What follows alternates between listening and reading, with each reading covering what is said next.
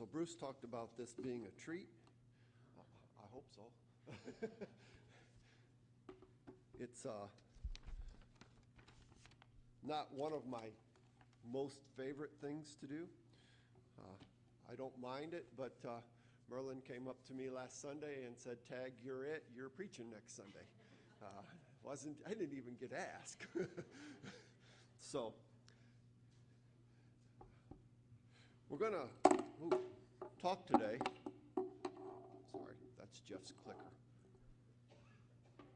It will bother. I will want to play with it the whole time it's there, so I have to move it. We're going to talk today about the book of Hebrews, chapter 11. That's all of our scripture references will come from Hebrews 11 and Hebrews 12. Just a brief overview of the book of Hebrews so that it kind of makes everything I'm hopefully going to try and say here make sense. The book of Hebrews is written to a group of Jewish Christians who are facing a lot of persecutions, and they're really starting to doubt whether or not Jesus can save them. So the book of Hebrews was written to them to encourage them and to prove to them that Jesus is the Son of God, that he died for them, and that he can save them. The first 10 and a half chapters of the book of Hebrews are all the contrasts, contrasting the things that were in the old law to the new covenant that happened when Jesus died.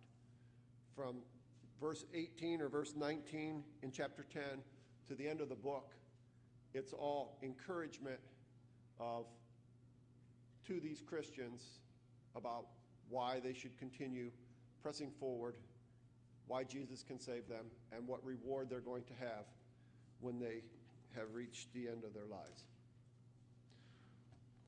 So with that said, we're going to start today. Actually, we're going to ask two questions in the lesson this morning.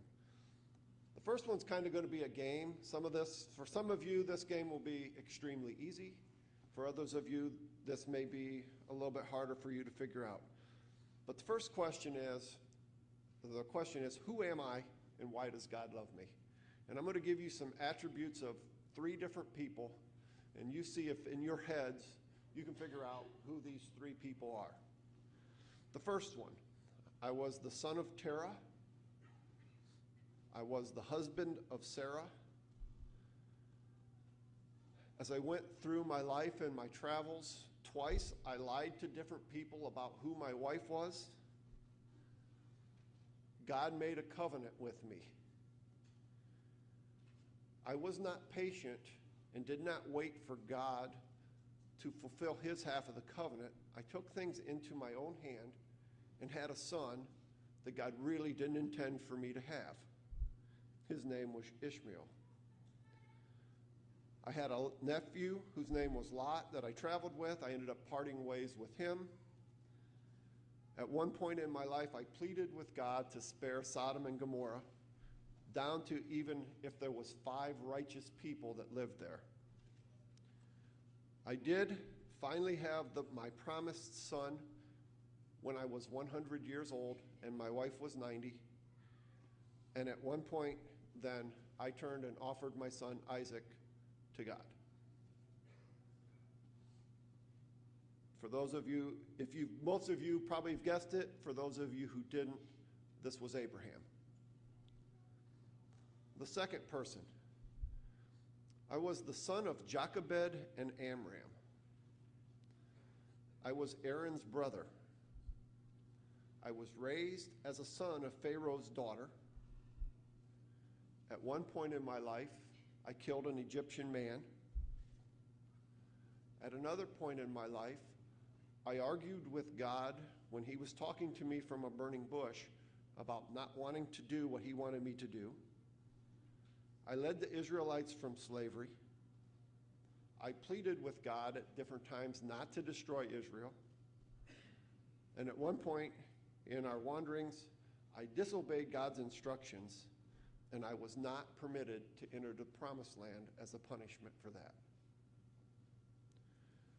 If you haven't figured out, this person is Moses.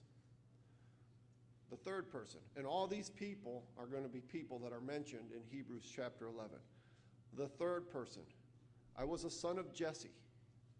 I was the youngest of 8 sons. I was a shepherd boy. I was the second king of Israel. I killed Goliath. One night, after I was king, I was up on the rooftop, and I looked down upon a woman who was bathing. I sent for her and had her brought to my bed. This woman became pregnant. When I found out she was pregnant, I had her husband killed. I lost my first son as a punishment for that sin. At another point in my life, I took a census of the fighting men that God didn't want me to do, and it made God very upset and very angry. God gave me 3 choices of punishments. The punishment that I chose cost 70,000 Israelites their life as a punishment for my sin. If you haven't figured out who that third person was, that was King David. As you go through Hebrews chapter 11, there are many different people that are mentioned as being great men and women. But as you could tell from the list of the people that I just mentioned, all of them had serious flaws, serious problems in their lives. I mean, probably of the 3, if I'd have just told you about David and left out the good stuff he did, about that he committed adultery, committed murder, he lied, he cheated, he disobeyed, that would even be a person that I don't know how much any of us would really want to associate with. But yet, he was considered to be a great man according to Hebrews 11. So why did God say that all these men in Hebrews 11 were great men? What was it about them that made them great men? It was because of their faith. As most of you know, Hebrews 11 is considered the faith chapter in the Bible. If we look in Hebrews 11, verses 1 to 3, it gives a description of what faith is. Now, faith is being sure of what we hope for and certain of what we do not see. This is what the ancients were commended for. By faith, we understand that the universe was formed at God's command, so that what is seen was not made out of what was visible. So what is faith? Faith is being sure of what we do not see. Why is it important for us to have faith? If we go to Hebrews 11, verse 6, talking about Enoch, in verse 6 it says, "And without faith it is impossible to please God, because anyone who comes to him must believe that not only he exists, but that he also rewards those who earnestly seek him." So if you don't have that kind of faith where you believe that God is and that he will do the things that he says, then you can't please God. So my question about the people that's mentioned in Hebrews 11 is, in what did they have faith? I know they had faith in God, but if we use the definition of being sure of things that we do not see, these people had a different type of relationship with God. Now, they didn't see him, but several of these people talked to him. And kind of can equate talking with seeing, at least in my mind, as being a lot more proof than we have today of God's existence. So what did they have faith in?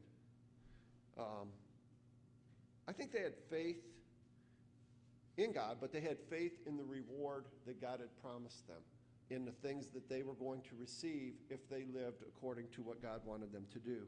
And in verses 13 to 16 of Hebrews chapter 11, it kind of talks about what the reward was. All these people were still living by faith when they died. They did not receive the things that were promised. They only saw them and welcomed them from a distance. And they admitted that they were aliens and strangers on earth. People who say such things show that they are looking for a country of their own. If they had not